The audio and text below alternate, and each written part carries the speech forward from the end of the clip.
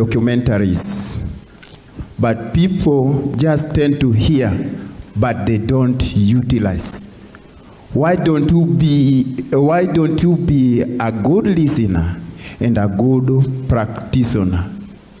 Because when we are saying, okay, youths, let's go and do this, youths are not there. But today, as we sit here, good number of these youths are suffering.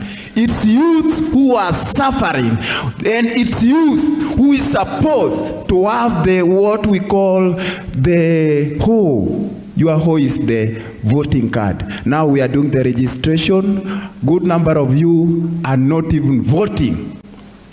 Good number of these youth sitting here are not even voting. They say, no, let them vote. We have won, let them vote. I personally, with my own resources, before we go to the election, the 2022, I mobilized 159,000 new voter registration, personally, from county to county. And now that we are in this process of membership registration, I've been doing it.